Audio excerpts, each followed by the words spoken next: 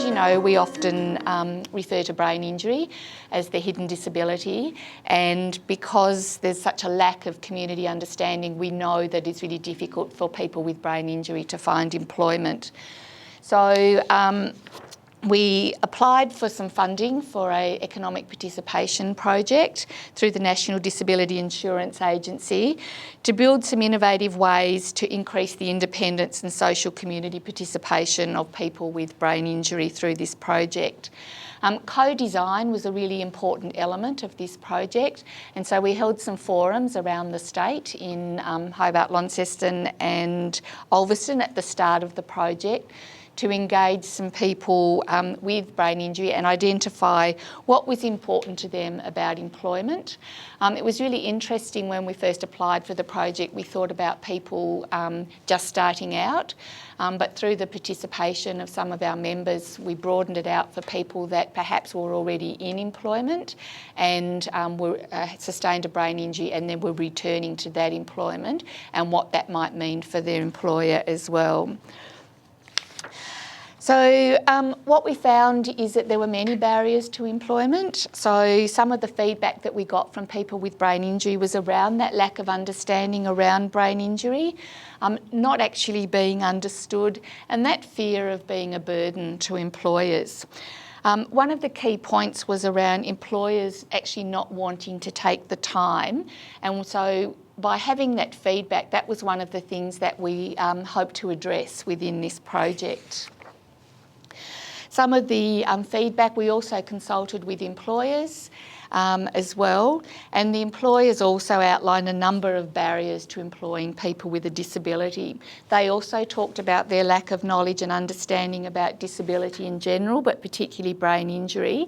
And so once again with this project, what we sought to do was also include further education about brain injury for employers as well.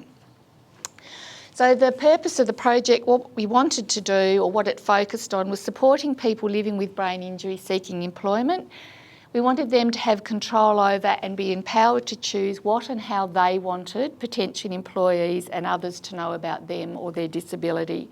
So what it was people with brain injury telling their story, their way. So in terms of the activities, what we did, we set up a project reference group to guide the project. So that included people with brain injury. We partnered with 4 disability employment service providers and also worked with employers and Biat project staff. We set up a disclosure pilot group. So we were funded in the project to produce 10 videos. I think we did 8, wasn't it, Robyn? So in the life of the project, which was impacted quite significantly by COVID, so with this project. And so the disclosure pilot group also included the DES providers as well. As I said, we partnered with 4 disability employment service providers. Unfortunately, due to COVID, one of them had to withdraw, but we had the other 3 on board, and thank you, we've got 2 of them represented here tonight. So thank you very much for your involvement in the project. It wouldn't have been the success it was. It was actually quite innovative what we did, or what the employment service providers normally. A person with disability is allocated or goes to a particular service provider. This was really innovative because what the service provider said was like, what we'll do, we'll work together. You provide us with the video, we'll work together to find that person employment, and then that person will go to that, whoever it is. So that was something that was particularly innovative with that project. We developed some disclosure tools and resources. We had the opportunity to partner with Monash University, their OT students. They worked with us around the development of some of the resources. And as I said, because we also wanted to increase the knowledge of employers as well, we developed some resources to support employers that were looking to employ people with brain injury.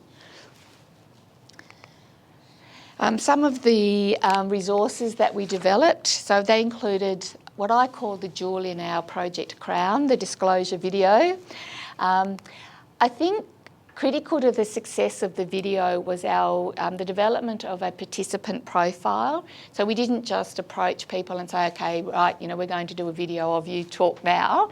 We actually did a lot of work. We gave people the opportunity to work with the employment providers, with people that know them, to actually prepare and have a look at some of the issues. And I think when you have a look at some of the feedback that we got from participants on the video, that was a really good tool that we developed around that.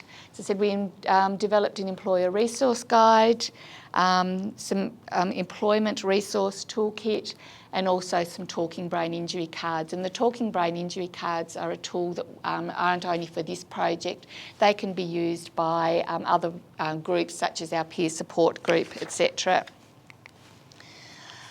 One of the things that we did do, obviously with any project that has the dollars attached to it, we have to be able to evaluate it, and we have to report on the outcomes as opposed to the outputs, which was, we had 8 people. That was great, but we needed to know that it actually made a difference in their lives. So we actually developed an evaluation tool which looked at some different areas, and it looked at things on a scale. So we got people to actually report, on their employment goals, what their current status was, what their motivation and their confidence was, how they felt about, getting a job, to identify what was important to them in terms of their goals. So what that actually did, it had 5 different areas. So whether they were feeling challenged, things are improving, feeling positive, making good progress, or I'm achieving. So this was an actual tool that we developed to be able to assess the project.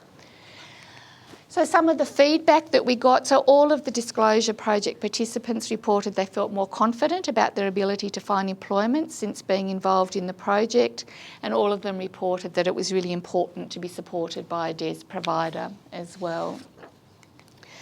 I think this one was particularly telling. One of the disclosure participants in the Northwest said that she didn't feel comfortable sharing information about her brain injury prior to being involved in the project. And since being involved, she'd actually learnt and she understood the benefits of sharing the information that she believes would be important, and how that this would actually support her in her employment. So all of these quotes are actually in our final report, which is up on our website. So this participant was already engaged with a provider and was interested in being involved in the project, and certainly since being involved and doing her video, her confidence and her motivation has increased since being involved. And at the end of the project, Robyn's going to talk to you about our success story, which involves this participant. So some of the other feedback that we got, so all the participants reported that the disclosure video was a useful tool for them thinking about, for an employer thinking about employing a person with brain injury or disability. So you can see some of the feedback that we got was really positive from the participants that were involved, and that it had a really significant impact on their life and changed some of their thinking in terms of getting employment, but not just employment, in other areas of their life as well. I think this one was, is a particularly good quote. I feel a very proud man. Can see how far I have come since making the video. So it brought tears to my eyes when I first saw the video. And so we know that there was a lot of pride in people in actually making their videos. The DES providers also, when we did the feedback, we got feedback from the providers and also from employers. So all of the DES providers also reported that the disclosure video was a really useful tool to support employment outcomes for people with brain injury. And Tim's going to talk a bit more about from that service DES provider perspective.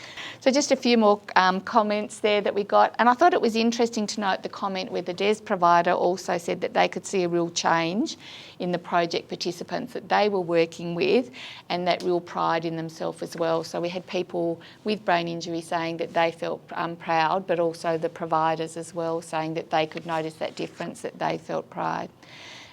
So we had 11 employers had the opportunity to view and provide feedback on the participant videos.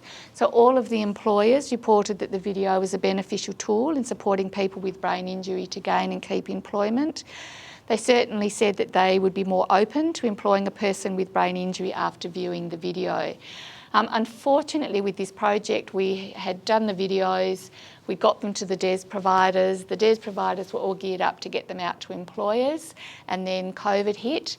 And of course, you know, quite a lot of the areas where people had indicated that they would like to work, so for example in hospitality, then you know, there were no opportunities for that, which was really, you know, unfortunate that that had actually happened. So COVID did hit hard around that.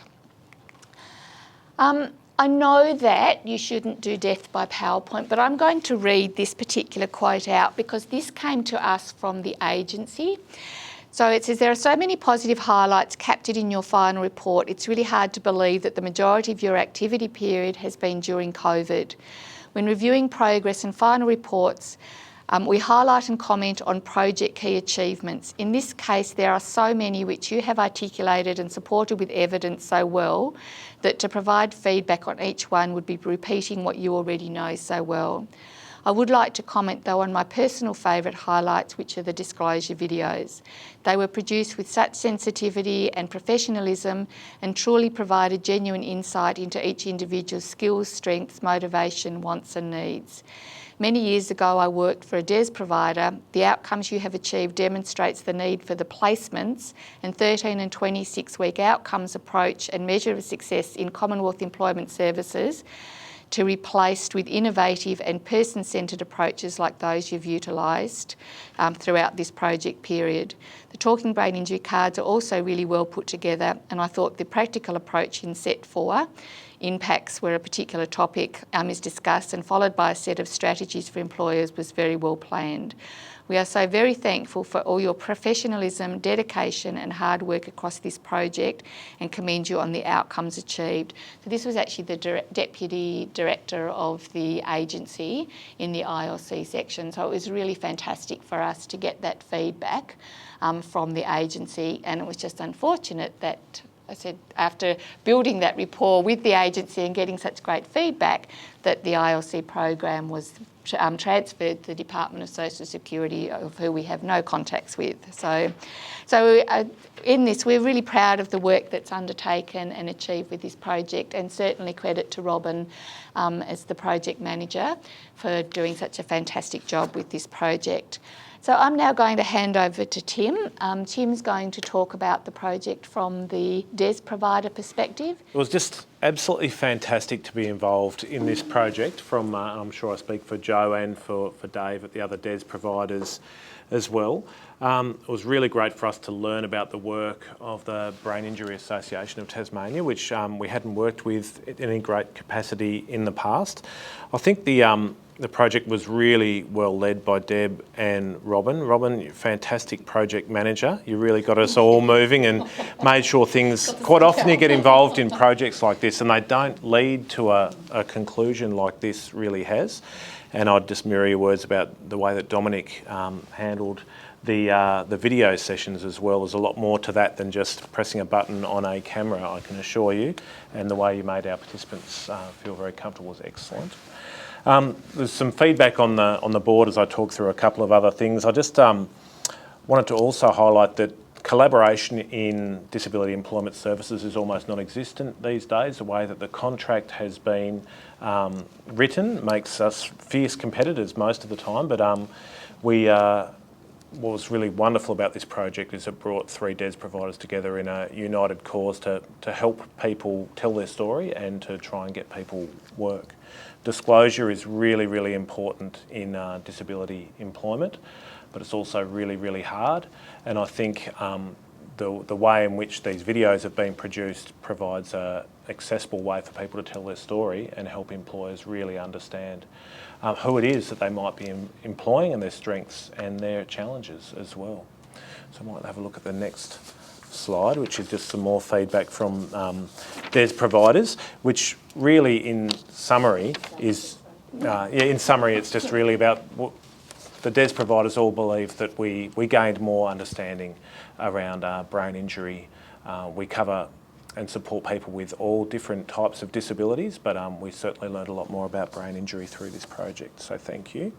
I think Joe would agree that we wish that we had video resumes or video disclosure videos for all of our participants. They've just come across so well. And yeah, again, hats off to the project for exploring something that I think a lot of us have thought would be really useful and really valuable, but we've never had quite the resources to do it. So it's been great from that point of view to be involved in it as well. And I think I've probably said everything I need to say about the DES thing. We're just really pleased to be involved and look forward now to working with Biat into the future. I know we're down as referral partners for employment and that sort of stuff. I think our relationship's really grown through this process and look forward to working with you into the future. So I have the pleasure of talking about our success story for this lady who lives in Launceston. She gained part-time employment at Glebe Gardens in Launceston, and which is a really amazing outcome for her. Through the whole process of this project, I've seen her grow as an individual. Her confidence has really gained and improved, and she's more motivated to get out socially and also just be part of an employment space and environment as well. So it's been really positive to see her, I guess, come out of herself in a big way.